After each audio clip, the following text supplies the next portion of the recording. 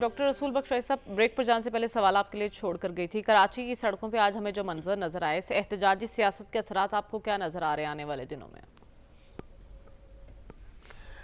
मुझे काफ़ी ख़तरनाक माहौल बनता हुआ नज़र आ रहा है कि दो इंतखाबात हमारी तारीख़ में पहले हुए, उनके नताइज के जो मुरतब हुए, उनके नताइज तीन फरीक थे जो उनको संभाल ना सके। 1977 के इंतखाबात, तब वो एक मुल्क के मकबूल तरीन रहनुमा थे, बहुत बड़ी पार्टी थी जुल्फ़िकार अली भुट्टो साहब। उसके बाद जो नताइज निकले उसमें भी तीन फरीक थे और वो ना संभाल सके। इससे पहले 1970 के इंतखाबात के बाद जो सूरत हाल पैदा हुई वो भी हम ना संभाल सके। अब या तो इंतखाबात कराने नहीं चाहिए थे, इंतखाबात अगर कराए हैं तो शफाफ होते, और वो उस रात की रात को जो वाक़यात हुए उसके नतीजे में और उसके बाद में जो हम देखते चले आ रहे हैं, वो ऐसा मालूम होता है कि ना इलेक्शन कमीशन ऑफ पाकिस्तान ना दीगर इदारे उसको संभाल सके हैं। तो इस तरह से जो माहौल बन रहा है, तो वो मेरे जहन में वो 77 और 70 आता है कि तीन फरीक थे, अब भी तीन फरीक है। क्या वो समझ रहे हैं कि इसके अब बदले हुए पाकिस्तान में क्या नताइज निकल सकते हैं? तो बड़े खौफनाक सी सूरत हाल पैदा हो सकती है।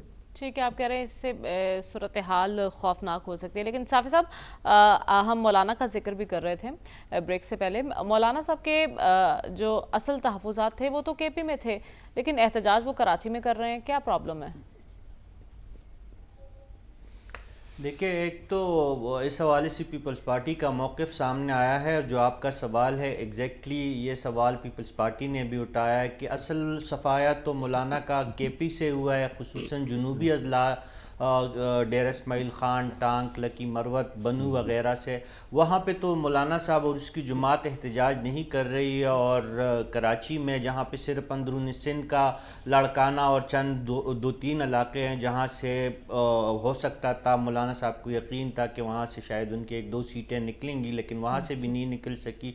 वहाँ पे वो एहतजाज करने गए हैं, और जिस पूरे सूबे में उनका मुकम्मल सफाया हुआ है वहाँ पे उनका कोई एहतजाज नहीं हो रहा। लेकिन अब ये चूँकि कराची का मामला है, वहाँ पे कवरेज भी ज़्यादा मिलती है। GDA ने पहले से माहौल बनाया हुआ है, जमात इस्लामी उनके साथ सड़कों पे ऑलरेडी मौजूद है।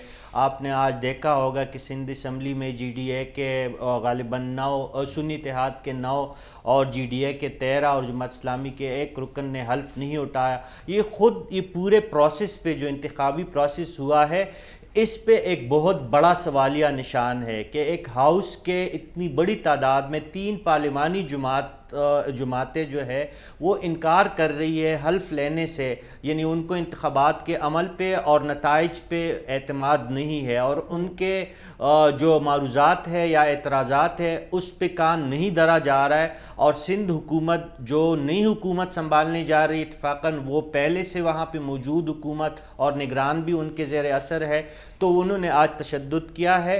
ये मौलाना साहब का हक़ है कि चाहे वो कराची में एहतजाज करे, क्वेटा में करे, पंजाब लाहौर में करे या पेशावर में करे। बहरहाल उन्होंने कराची का इंतखाब किया। एक हैरानकुन बात ज़रूर है, लेकिन किसी को इस जवाज़ पे अपने एक जमहूरी हक़ से महरूम नहीं रखा जा लेकिन सकता। आपकी नज़र में साहब मौलाना किस हद तक ख़तरनाक साबित हो सकते हैं इस हुकूमत के लिए, क्योंकि पहले इनके दोस्त रहे हैं, अब दुश्मन बन के फिर सामने आ गए हैं? देखिए, जब दोस्त दुश्मन बनता है वो ज़्यादा ख़तरनाक होता है। मौलाना साहब को इनकी खूबी, खामी और कमियों और इनके जो स्ट्रांग और वीक पॉइंट्स हैं उनका पता है। और दूसरा, मौलाना अगर इंतखाबात नहीं जीत सकते वो एक अलग बात है, लेकिन उनके पास स्ट्रीट पावर है। मदरसे के बहुत लाखों तालिब इल्म उनके एक आवाज़ पे सड़कों पे निकल आ सकते हैं, और इसी तरह उलमा की एक बड़ी तादाद पूरे पाकिस्तान में उनके साथ है।